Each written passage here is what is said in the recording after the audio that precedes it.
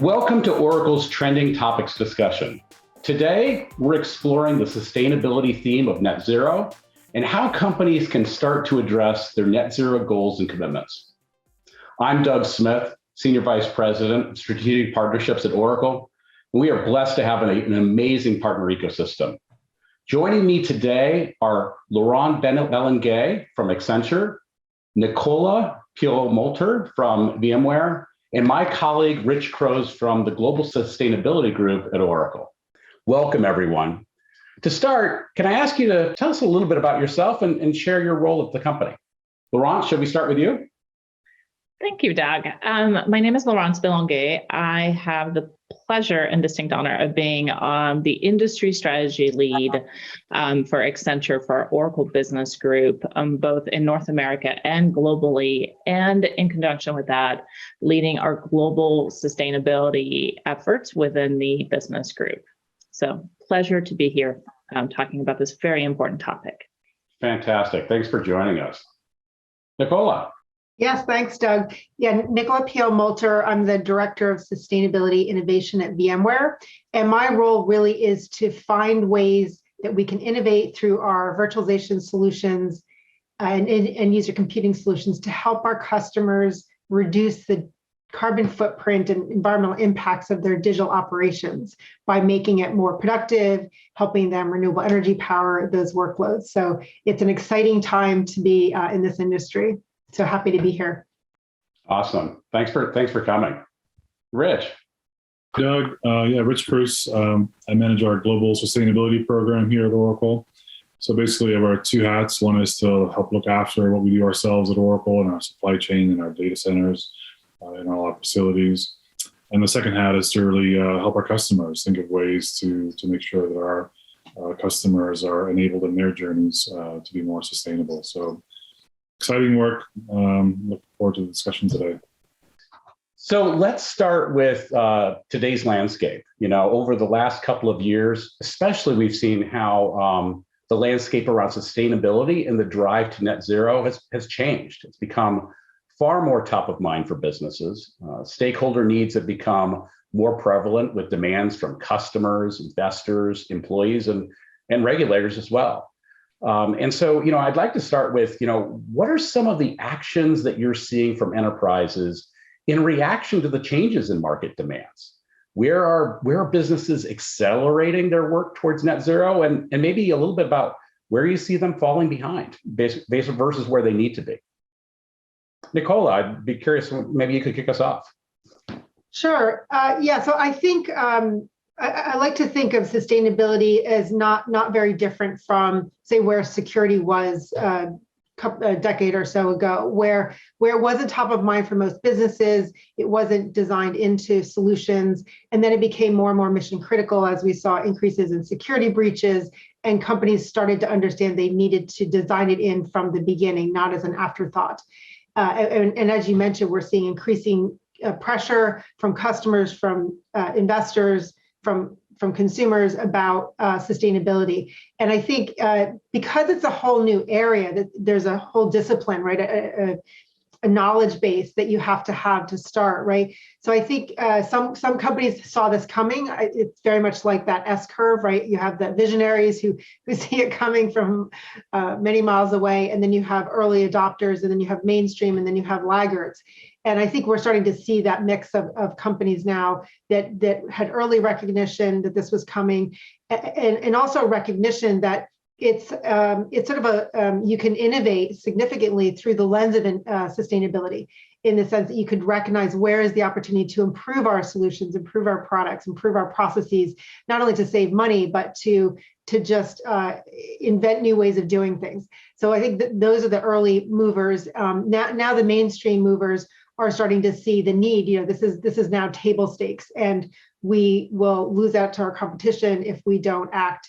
So I think it's, and certainly in different industries where sustainability, depending on your customer base, has a bigger impact or not from your products. But I think it's really across most product bases now, especially there's a lot of visibility in the cloud space. Data centers, a lot of pressure, a lot of visibility So if you're not moving yet, I think you need to get on top of this.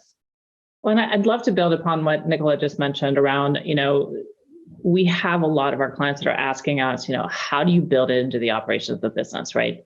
It's got to be within the fabric. And we approach it as three categories. We've got environmental, which is really where net zero transmissions and transition aligns, but also the sustainable value chain, as Rich mentioned, and sustainable technology with the data centers. But there's also two other dimensions: sustainable customer experience. So, we know that 56% of U.S. consumers will stop buying brands that they believe are unethical and are really preferring to do business with companies that act sustainably.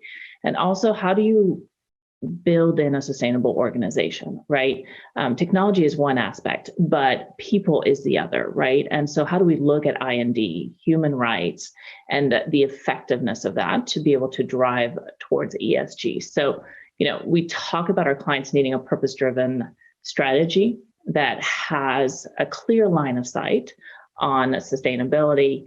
And I think that then enables, as we see these massive transformations, right, with everything that's happened in the last couple of years, the digital transformation, the migration to cloud, it enables those transformations to embed sustainability and to really be a catalyst for accelerating their progression towards their sustainability goals. So, I think it's all about having it be embedded so that we can help, not just from products, but also from services as far as helping our clients.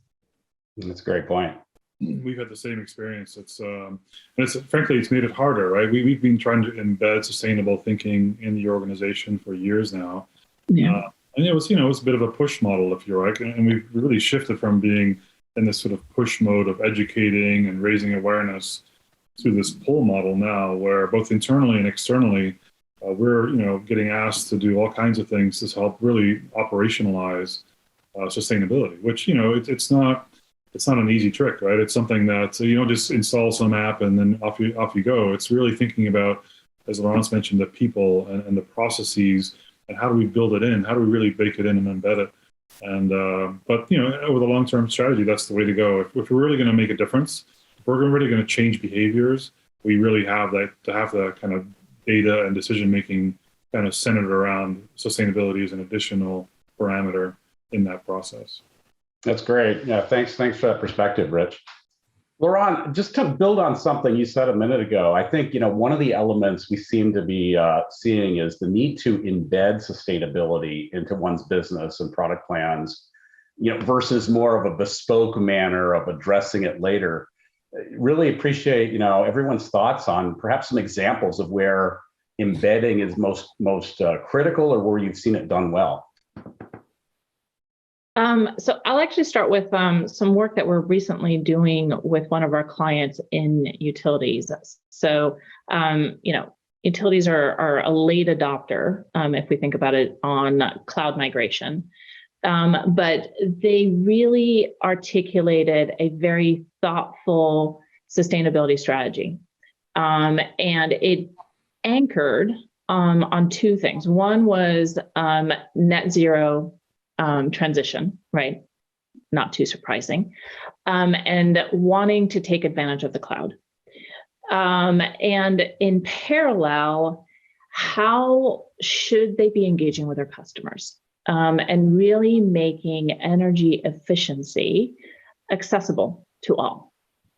And so as they reimagined and thought about their modernization program, we were able to actually take their strategy and kind of how they had articulated it and actually embed it in the transformation program, so that what we are doing is, while they're not ready to move their applications to SaaS, they were ready to be able to take advantage of a cloud infrastructure. So that was something that we were able to clearly tie back to their sustainability goals and embed that into the transformation program, which they had not originally thought of.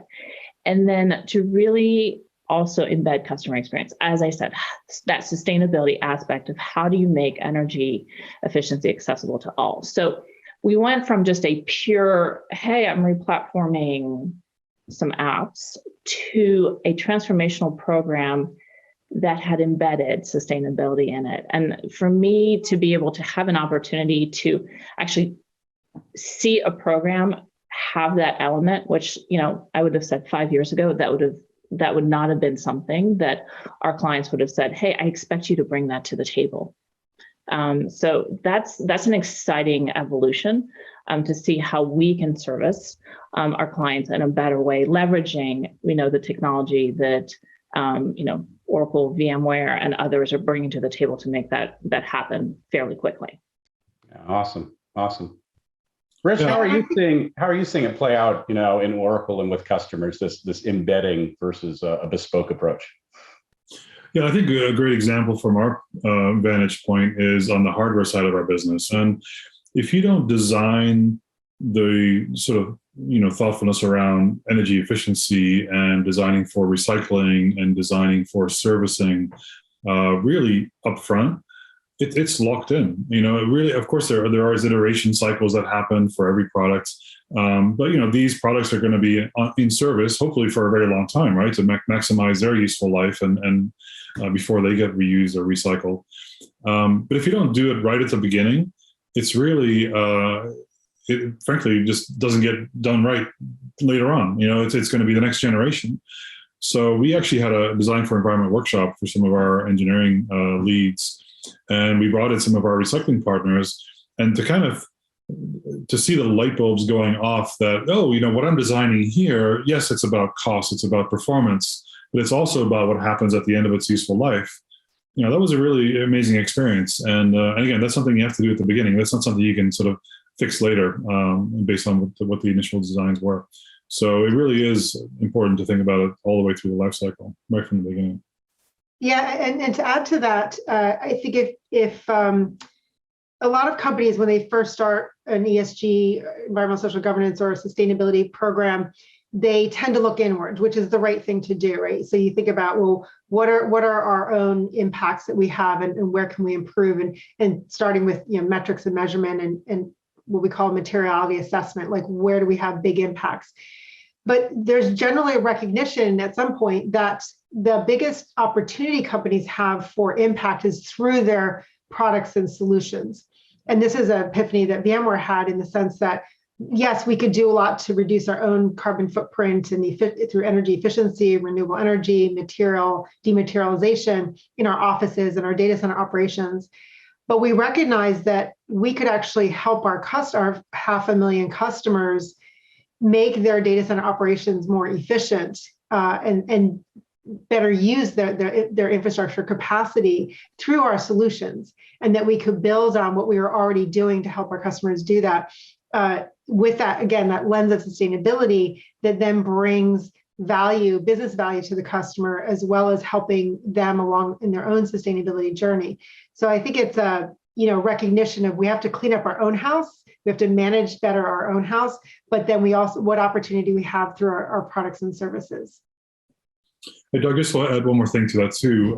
Kind of thinking about another common scenario is also around contracting, right? So working with your suppliers, that moment when you're about to sign that contract with your key suppliers, that's the moment when you need to say, hey, you know what? In addition to all these other things like price, quality, and performance, we also value sustainability. And by the way, we want your products we want you to give us information about the impacts of your products. We want you to share with us how we can collaborate. If you don't do that at that critical point early on, it's just a missed opportunity. People move on, or you've lost a bit of your leverage. So be very clear up front what your expectations are in terms of sustainability as part of these different critical phase gates in your business. Yeah, those are great examples of where building it in is just so critical to success. So thanks for sharing those. Enjoying this episode? Find other Trending Topics episodes at oracle.com/trending topics. As you think about the latest trends, some common business challenges that customers are trying to solve for, and maybe even certain legislation or regulatory changes that customers are needing to meet, what recommendations or advice would you give to companies trying to get to net zero and benchmark their efforts? Yeah, so a couple of things come to mind. I think that, the first has to be measurement. And, I think, and also measuring what matters, right? I think there's a challenge of losing focus, of trying to do too many things that are maybe not as material to your business. So I think that's very critical. I think, again, thinking about sort of moving the needle, I think collaboration is also very, very key, right? So, having that conversation, asking the question, will often open up a lot of doors, a lot of opportunities, but that's really critical to be doing that as well.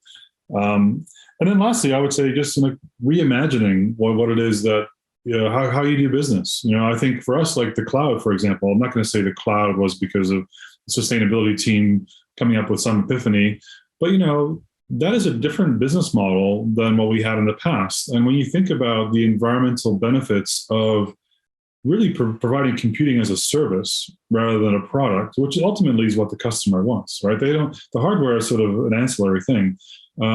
So by us sort of consolidating, driving more utilization, higher utilization rates, more centrally managing the power sources of the cloud, of what used to be on everyone's premise, that's a great opportunity. And it's just shifting the way a business thinks. And, luckily, in many cases, we're seeing that kind of servitization across lots of industries. And it really, I think, makes the problem a little bit more manageable. But, the bigger point is, just because you've always done it a certain way, reimagine, think about doing things differently and outside the box. So to build upon what you're saying, Rich, and actually something that Nicola mentioned, we actually recently just finished a CEO study. So we spoke with about 1,200 CEOs across 113 countries, 21 industries. And there were a couple data points, and I think they echo what we were just saying. The first one is around measurements, and that they're struggling to manage those scope 3 greenhouse gas emissions. And really, how do they also advance nature-based solutions? And, really there, it's more about how do you accelerate research and development, right, in those solutions, and how do you make room for that? Another thing was in the enablement of new business models. But to echo what Rich said, that requires a data strategy, right? Because to really be able to understand data across your entire value chain, how you address affordability, how do you deal with knowledge constraints, that view of data, right? Whether it's for measurements, whether it's to really understand, how you leverage your suppliers and your vendors, that is something that I think every utility, every industry, and every company is really challenged to understand. And then finally, and I think this is the, how do you kind of start to look at it more globally, is, how do they increase the climate financing for the global South, right? If we think about globalization, how do they impact the broader whole? And I think at the end of the day, it's collaboration, right? It's how do they increase their business engagement in climate policy formation, because those are going to be the longer term, right? Everyone is starting with what they can control, within their walls, then how they impact, right, their customers and their employees, and then the next evolution then starts to really be, that more global impact. So it was interesting, right? What we're just talking about here, it's absolutely resonated in this recent study that we just did. Yeah, and Doug, just to add to that too, in terms of the measurement piece, and particularly in terms of net zero, it's phenomenal that we've seen a lot of commitment from large organizations, right, to net zero. But frankly, in the past, as Laurence said, our directly controlled emissions, or scope 1 and 2 emissions, as they're called, we were all, we got a pretty good handle on that, and we were driving towards that. But the value chain piece, the supply chain piece, was a bit of a gray, murky box, right? And a lot of us tackled that by basically using a spend-based approach, right? So using spend analytics and kind of multiplying through some emissions factors, which are generic to an industry.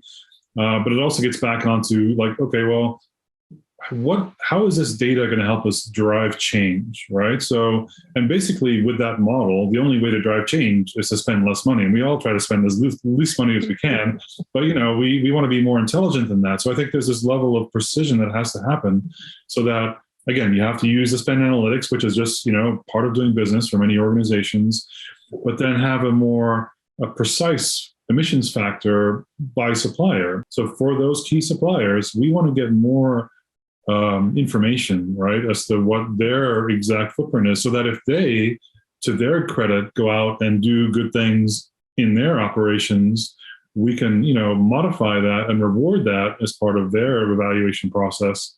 So it's not rocket science, but you really need to have the data strategy and the data elements to kind of, on a day-to-day basis, on a month-to-month basis, execute against that. So that's very critical. It's a fascinating challenge, I think, because as someone myself who started my career as an accountant and then was a CFO, right? Yeah. Business is so, the data is a lot new, but we're comfortable with dollars and cents or whatever currency you're operating in. Right. And so to answer questions like, what's the return on investment towards net zero or sustainability? It's a big challenge. And you're absolutely right, I think, pointing out like, wow, where do we get this data and how do we process and analyze that data? And how do we come up with constructs that help us answer the value and how we should prioritize these various investments? It's a new world for everybody. And to appeal to your blessed accounting background, it's also becomes a risk, right? It's so now we have an exposure. Now, we've made a commitment to be net zero. And, and it's granted it's a long time off, although the other day I was having a conversation with a colleague, a young lady we just hired, and, it's in her working lifetime, right? So it's going to be here before we know it. But again, from an investor point of view, we want to quantify that risk, right? What is it going to cost us to address this issue, or if we don't address this issue? Yeah, and I think the other side to the coin of the risk side, right, is that if you think about what we're trying to achieve as a humanity, is that we're trying to decarbonize our economies. And what that means is, yes, that's a challenge, but it's also that we're revolutionizing markets, right? And in a very short time frame. And what does that mean? That's a huge business opportunity for the companies that understand how to do that and can provide solutions. And one example is the number of companies that are signing up for science-based targets. And science-based targets are commitments to not only get your own carbon emissions of your own operations down to zero by some timeframe, 2030, 2050, but also that of your supply chain, as we've been talking about. And the supply chain is enormous compared to your own operations. So there's an incredible challenge there that all of these companies are looking for solutions, and that's a business opportunity. So what we're seeing is that companies are saying, okay, we set these goals, we need to be able to measure what is our carbon footprint of our own operations and that of our supply chain. So that's the first opportunity, right? Is if you can provide your customer with the carbon footprint of them using your service or product, that's going to satisfy their very basic, their first step need. And then you can imagine, you can't manage what you can't measure. Once you have that data then informs opportunities for improvement, opportunities for innovation. I think there was one amazing example I learned about a long time ago. So they were trying to reduce what's called their scope 3. So effectively, what's the carbon emissions of consumers using their products? And what they found was the biggest carbon footprint was in customers using hot water to wash their clothes using their detergent. And it was an enormous part of their carbon footprint. Say, well, what can we do about that? Well, if we can make a detergent that can clean clothes in cold water, then that's a huge reduction in the carbon footprint. And it's an innovation in our product. It saves our customers money. They can use cold water instead of hot water, et cetera. And then there's all kinds of examples of how you shrink the amount of the size of your laundry detergent because you're making it a concentration, which then reduces shipping emissions. So there's all kinds of examples, right, of once you start to focus using that lens of sustainability and you have the data that then informs where your opportunities are. So I definitely think there's risk on that side, but there's an enormous opportunity with this new market of a decarbonized economies. Oh, thanks for sharing that, Nicola. That's a fabulous example of the complexity of the challenge, but the role that data can play in that. So that's awesome. Thanks. Tell us what you think. Rate the episode at oracle.com/trending topics. So let's have some fun and talk about predictions in the future as we move towards net zero. You know, the global health challenges that we've experienced, coupled with a growing energy crisis in a world of increased geopolitical instability, you know, all of those factors have significantly impacted nearly every aspect of business operations across all industries. We're all seeing that. As you think about the ways that companies have had to adapt and become far more agile in environments like this, especially as they seek to future-proof their business to the extent that future-proofing is even possible, you know, what do you envision the next 2 or maybe even 5 years looking like for sustainability and achievement towards, you know, net zero in business? And Nicola, why don't we start with you? Yeah, I think it just goes back to what we've been saying, where recognizing this trend that's happening, it's real, it's coming fast, it's expanded now across, like we said, investors, customers, employees, for example, and that it's no longer sort of a nice to have. This is core business now, and to recognize those business opportunities. What you do is you have to go back and look at your business and what are your competitors doing? How can we transform our business model to make it more resilient, more flexible, more agile? I think the digital transformation of businesses lends itself to that. We were able to pivot very quickly with COVID to get people being able to work remotely and all these collaboration tools. So I think if you look at your business and look at the car market, right? It's being very disrupted with electric vehicle transformation. And I think for those automakers that didn't think it was going to happen, you know, they're scrambling now. So you don't want to be, you would rather be the disruptor in your own business than be the disrupted. So how can you, I think with climate change, we're going to have a lot of supply chain issues. And how can you maybe make your supply chain more robust? There's great examples of where we're so reliant on electronic manufacturing in Asia, right? And that's really hurt us with respect to the availability of microchips. And that's really disrupted the car business. So diversifying your supply chain and looking ahead of where, you know, what's going to be disrupted because of increased storms and fires coming with the consequences of climate change, disruptions in geopolitical disruptions. So I think it's really looking at your business from the resiliency of your supply chain and how can you provide backups or even change your inputs, like change how you're manufacturing your products or what components you need. I think Rich was talking about even, hey, let's make our products so that we can reuse the components, we can recycle the components, we can make them with different materials. So I think those are all basic strategies that you can follow. Yeah, no, definitely. Supply chain is something looking forward. The impacts are going to be huge. You know, Laurence, some of your thoughts? Well, I think it goes back to, I think we're going to see 2 modes, right, with respect to sustainability. I think that there are initiatives that are, you know, require global cooperation, right? I mean, when we talk about really impacting climate change and, you know, biodiversity protection, all those things require policy. And those are much more long-term, and they just require time. So I think we will continue to see businesses engage at that level, right? Because that's what it's going to take, right? It is going to take some significant policy change if we're really going to think about it globally. But then I think there is that localization, right? And what can individual businesses do to be more resilient, right? I mean, case in point, everything that's happened in the last couple of years and even just in the last month, right, has tested the supply chain and how quickly you can shift. And that diversification of your operations and your workforce, I think, is at the end of the day core, right, to a sustainable business that can rotate and adjust with agility. We have a client that had established a goal of closing the loop, right? They wanted to be 100% primary package, returnable or recyclable, right, by 2025.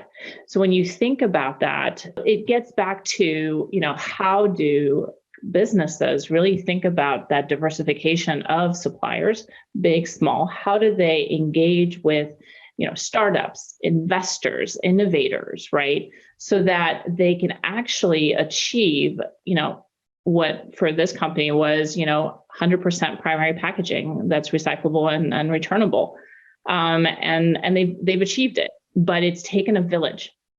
Yeah. It's not just them. It's taken a village, and really being able to build that resiliency as an ecosystem rather than within the four walls. So I absolutely echo Nicola's point that it's about collaboration, right? Both locally and at the global level.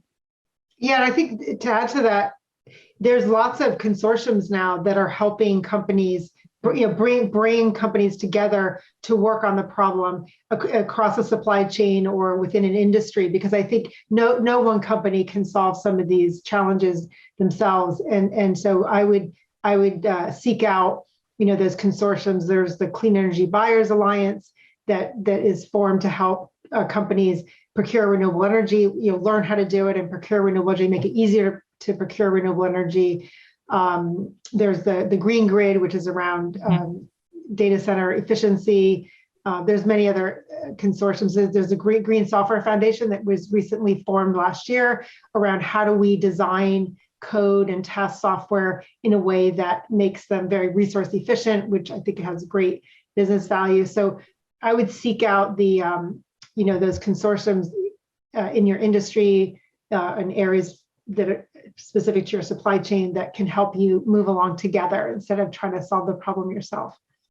Well, and then I think to your point, right, not just within the boundaries of your industry, but really like leveraging the industry convergence that I think we're seeing, and that sustainability is actually driving, right, where, in utilities, right, it's actually now about, automotive and, energy and utilities. We look at products, right? They're looking at waste collectors, and like the ecosystem and the industry convergence and the new opportunities that arise are tremendous, right? But you got to look outside, right? And really leverage these collaborative forms. I think the good news is that there is a sort of a unified effort to do all these things, right? So we're no longer trying to go it alone, so to speak. I think there is a real momentum here. Doesn't mean to say that the challenges won't be difficult, and the rate of change that we need, the rate of innovation won't be challenging. But there's that sort of collective desire to make these changes, whether it's around renewable energy or some of these changes. The supply chain issue is fascinating to me because in a way, you think, oh, well, because of the strain we're seeing around global supply chains and, sort of this idea that maybe near sourcing is the answer. That intuitively has benefits, right? It's like going to the farmer's market instead of getting something from really far away. But, as always, it's more complex than that, right? It really is a big systems problem, and doing something nearby may make you lose a lot of efficiencies that you would have had if you did it somewhere else, or you did it in aggregate somewhere else. But I think, I think there's going to be this ongoing fine tuning. And again, this is where technology, planning, optimization has to be part of the process, right? Because no one's doing this in the back of an envelope anymore. But I often sort of, look at some of the trends where, let's say next day shipping, right? So people say, well, that's terrible for the environment and trucks. Well, guess what? That's an expectation that's being set by customers. and or for customers expect that, and the suppliers have sort of met that expectation. And the answer is not to stop, right? The answer is not to say, well, we're going to go back to it's going to take a week now. Sorry. No, the answer is to do it better. And again, that takes innovation and investing in electric vehicles, and assuming those vehicles are sourced with renewable energy. Doesn't make as much of a difference anymore that there's many more trucks in the road. But then also thinking about, as we're going into Amsterdam or London, how can we schedule these deliveries to be happening at days that aren't as times that aren't as disruptive? So again, the answer is not to stop. The answer is to really think about doing things better, and being more sustainable is part of that definition of better. Excellent. Hey, thanks for that. That's some great things to think about as we look forward, in this issue. Would you like to see bonus content from this discussion? Check out the episode blog article at oracle.com/trending topics. We talk about customers and demands that they're placing on businesses. We talk supply chain is a great topic in here. A little bit more of a stakeholder group that's really important here is employees. And I think we can all agree that the key to driving action and impactful change, even at the most granular of levels, is to clearly identify and communicate a common goal, finding ways to get all employees engaged. I'd love to hear your thoughts on how employees can help businesses meet their sustainability commitments and, quite frankly, exceed their sustainability commitments. Perhaps in the context of maybe some best practices that you've seen at Oracle, Accenture, and VMware.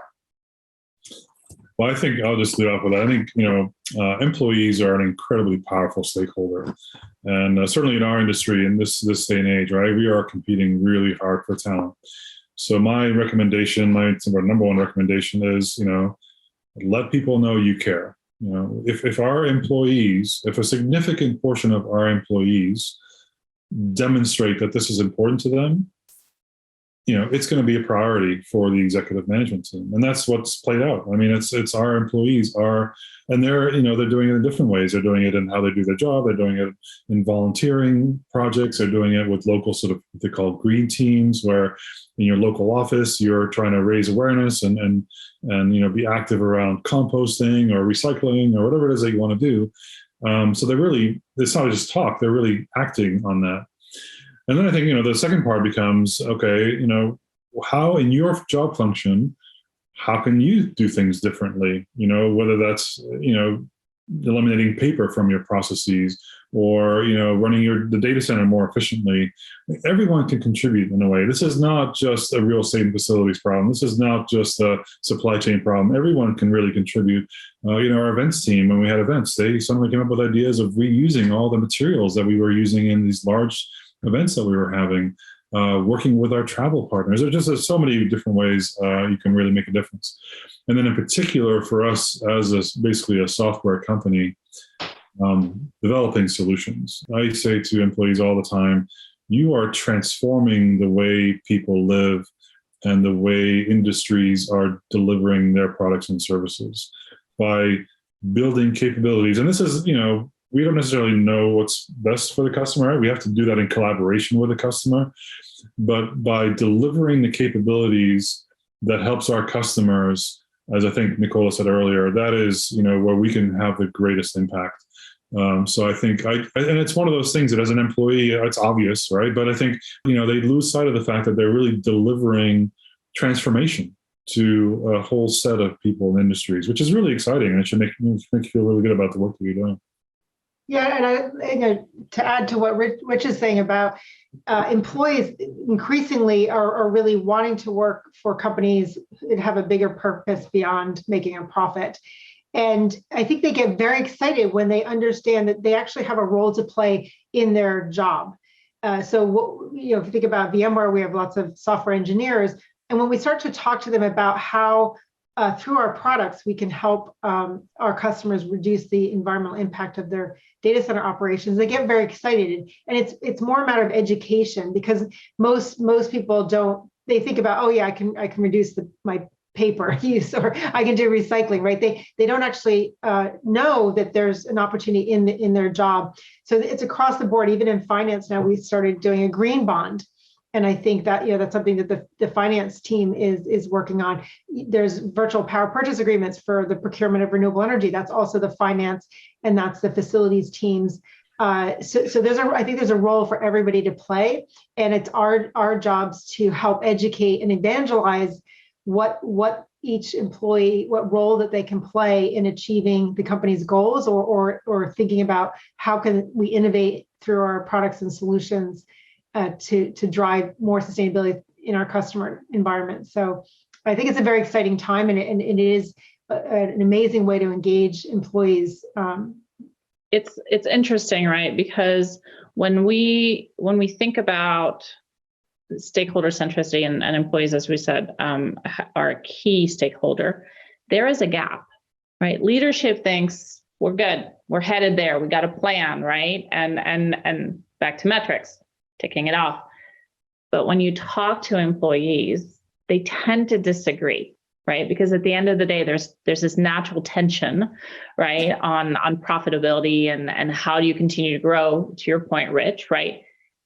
Growth doesn't necessarily require sacrificing sustainability. It just requires rethinking of how do we continue to do things in a sustainable fashion, and really making sure that an organization has sustainability DNA is what we tend to talk about, right? Because employees need to hold leadership accountable, right? And leadership needs to be accountable back to the employees, and having that connection. And really, to your point around evangelizing, every human has the potential and opportunity to affect, the business. This past year, with everything that was happening, we actually had one of our employees who was really passionate about I&D and built a solution. It's called Where, and it was really focused on measuring our I&D objectives. And it started out as an idea about, how do we do that within our business, just our business, right? And they pulled the team together, they built it out, and next thing we knew, right, it was adopted by the firm. And now it's something that we actually talk to our clients about, and that they are also adopting. So really, there was this immense sense of accountability that she felt on holding us accountable to what our goals were. So, at the end of the day, you're right. Talent is king, and employees want to work for businesses that are really thinking sustainably. And it's a circle, right? It's really about holding each other accountable. And I've seen a lot of improvement that way, but we've got to continue to close that gap, because it's very easy to allow it to stay open. Absolutely. I'm so glad that Nicola mentioned evangelizing and education, because it's something that's it's a never-ending job, and it's a big part of what we do. You sort of think to yourself, well, we've told the story, or put yourself in the executive shoes. We have a policy, we did that, we're done here. No, like, that voice needs to be there on an ongoing basis, and it's something that we're constantly working on. And also with customers, I feel like a lot of the time we try to share the art of the possible and make people realize that. And this is not some imaginary or future-looking capability we're talking about. It's like, hey, your peers are doing this in the utility space. They're doing amazing things around demand management, all kinds of different walks of life. And with new technologies like AI and IoT and blockchain, there's just tremendous capabilities that. And startups, in our startups program, organically, a lot of those organizations are more purpose-driven, and they're leveraging the latest technologies. They don't have a lot of baggage, and they're just doing things that are really exciting and kind of showing the way to a lot of these bigger organizations sometimes. So, sharing those kinds of customer successes, really celebrating them through awards and stories and videos is also really powerful. I love what you just said there, Rich, about purpose-driven. I think that's just an incredibly important point for leadership in the space, because, we have to get people to rise to the point we talked about earlier around ROI, or some of these, how do we think about this? Kind of have to rise above that and really think about what is the purpose of the organization in a broad way, and how does sustainability and net zero goals fit in the context of that. This has been an amazing conversation. Really enjoyed the three of you participating in this with me today. And thanks for joining. And what a great set of stories and examples and perspectives from VMware, Accenture, and Oracle. So thank you very, very much. And thanks to everyone for their time today. If you enjoyed this episode, be sure to check out other released and future episodes at oracle.com/trending topics. Also subscribe to the Partner Perspectives podcast at oracle.com/podcasts. This series features trending topic episodes and other great partner discussions on their customer stories and related best practices. We hope you've enjoyed this episode, and thank you very much.